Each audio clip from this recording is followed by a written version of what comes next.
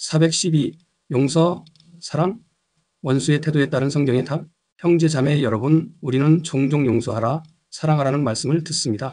겉으로는 비슷해 보이는 이 두 말씀은 성경적으로는 매우 깊고 중요한 구분이 존재합니다. 특히 회개 여부에 따라 우리의 태도와 적용 방식도 달라져야 함을 성경은 분명히 가르칩니다. 오늘은 이 부분을 정확하게 구분해서 배우고 우리 삶에 어떻게 적용해야 하는지 함께 살펴보겠습니다. 1. 회개한 자에 대한 용서. 성경은 명확히 말합니다. 내 형제가 죄를 범하거든 경고하고 회개하거든 용서하라. 만일 하루에 7번이라도 내게 죄를 짓고 7번 내게 돌아와 회개하노라 하거든 너는 용서하라. 형제가 회개하고 돌아오면 우리는 반드시 용서해야 합니다. 그리고 용서할 뿐 아니라 관계를 회복하고 사랑으로 다시 받아주어야 합니다.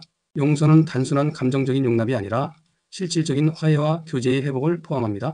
예수님께서도 베드로가 3번 부인한 후 통곡하며 회개하자 다시 받아주시고 사도로 세우셨습니다. 우리도 이처럼 회개한 자에게는 조건 없는 용서와 사랑을 실천해야 합니다.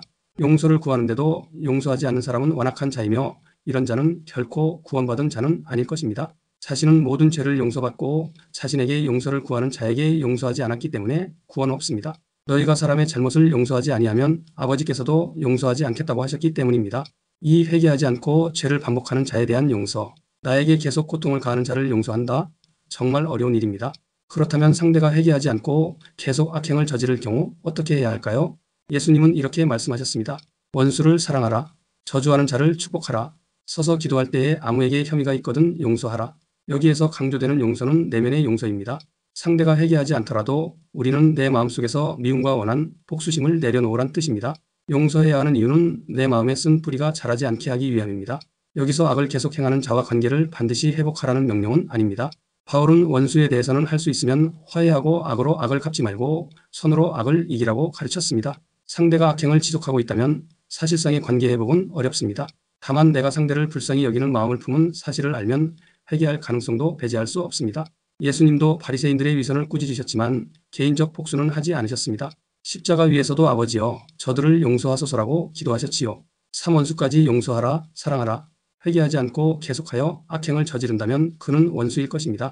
회개하지 않는 자에 대하여 예수님은 이렇게 명령하십니다. 나는 너희에게 이르노니 너희 원수를 사랑하며 너희를 박해하는 자를 위하여 기도하라. 이 말씀이 회개하지 않아도 용서하라는 말씀일까요? 성경은 이에 대하여 명확히 말씀하신 바 없습니다.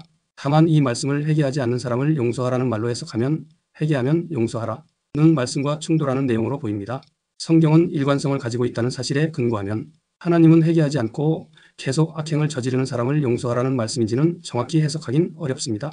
다만 분명한 것은 그들이 어떤 악을 행했든지 우리가 개인적으로 미움을 갖거나 보복으로 대응하지 말고 오히려 사랑으로 대하고 그들이 받을 영벌을 생각하며 그들의 구원을 위해 기도하라는 말씀으로 해석할 수 있습니다. 원수 갚는 일은 하나님께 맡기라고 하십니다. 회개하지 않는 자는 반드시 영원한 형벌이 따르기 때문입니다. 친히 원수를 갚지 말고 하나님의 진노하심에 맡기라. 기록되었으되 원수 갚는 것이 내게 있으니 내가 갚으리라 주께서 말씀하시니라. 내 대신 하나님께서는 원수를 갚음으로써 나 또한 죄에 빠지지 않게 하십니다.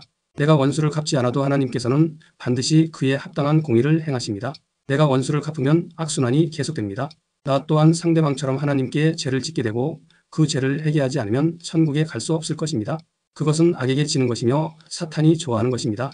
원수 갚는 일만은 말아야 합니다. 만약 내가 원수를 갚을 힘이 있다면 원수가 그런 짓을 하지도 못했을 것입니다. 나는 갚을 힘도 없습니다. 갚아줄 힘이 있는 하나님께 맡기세요. 이것이 선으로 악을 이기라는 하나님 말씀에 순종하는 것입니다. 그래도 너무 억울해 견딜 수가 없나요? 아래 시편 37편 7절에서 9절을 보시고 인내하시길 바랍니다. 여호와 앞에 잠잠하고 참고 기다리라. 악한 길을 꾀하는 자 때문에 불평하지 말지어다. 분을 그치고 노를 버리며 불평하지 말라. 오히려 악을 만들 뿐이라. 대저 악행하는 자는 끊어질 것이나 여호와를 소망하는 자는 땅을 차지하리라. 어떻습니까? 이 말씀만으로도 마음이 편해지지 않나요? 큰 위로가 되지 않는지요? 하나님의 신실함을 믿는다면 말입니다. 지금도 계속되는 원수의 악행 하나님의 공의에 맡기세요. 하나님의 공의에 맡기는 것이야말로 좁은 길을 걷는 참 믿음의 행위입니다. 하나님 말씀은 반드시 이루어집니다. 성경에 예언한 2500개의 예언이 철저히 이루어졌고 나머지 500여 개도 지금 이루시고 계십니다. 위운이 아니지만 저들이 받을 심판을 기억하시고 예수님처럼 저들을 불쌍히 여기시길 바랍니다. 예수님은 어떻게 하셨나요? 예수님은 모범을 보이셨습니다. 3번이나 부인한 베드로가 회개하자 용서하고 회복시켰습니다. 그뿐 아닙니다. 회개하지 않은 바리새인을 독사의 새끼라고 심하게 꾸짖었으나 그 또한 그들이 깨닫고 회개하기를 바라신 것이지 복수가 아니었습니다. 마태복음 23장에는 바리새인들을 향해 화가 있을진저라고 7번이나 선언하셨지만 마지막에는 그들을 향해 우시는 장면이 나옵니다. 예루살렘아 예루살렘아 암탉이 그 새끼를 모음같이 내가 너희 자녀를 모으려 한 일이 몇 번이더냐.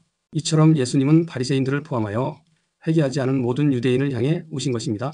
즉 그들에게 독사의 새끼라고 하신 말씀은 그들이 지옥에 가는 것을 안타까워 깨달으라고 경고를 하신 것입니다. 바울은 뭐라 했나요? 회개한 고린도 교회 죄인을 용서하고 다시 품으라고 권면합니다. 아비의 아내를 취한 극악무도한 죄를 지은 자가 회개하자 용서하라고 했습니다. 다만 회개하지 않은 알렉산더를 경계하고 하나님께 맡겼습니다. 우리는 이 땅을 살아가며 많은 상처와 아픔을 겪습니다. 그러나 성경은 우리에게 미움으로 악순환을 만들지 말고 하나님의 자녀답게 사랑과 용서로 살아가라고 명령합니다. 그렇다고 해서 악을 묵인하거나 부당한 관계를 무조건 회복하라는 것은 아닙니다. 그러면 상대가 자신의 악을 정당화하여 악이 더 커질 수 있습니다.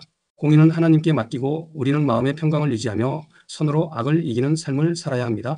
회개한 자는 반드시 용서하고 품고 회개하지 않은 자라도 내 마음이 그에 묶여 고통받지 말기를 바랍니다. 원수를 용서하긴 어렵더라도 미움 없이 사랑으로 기도하세요. 이러한 삶이 진정한 믿음의 열매이며 하나님께서 기뻐하시는 참된 성도의 모습입니다.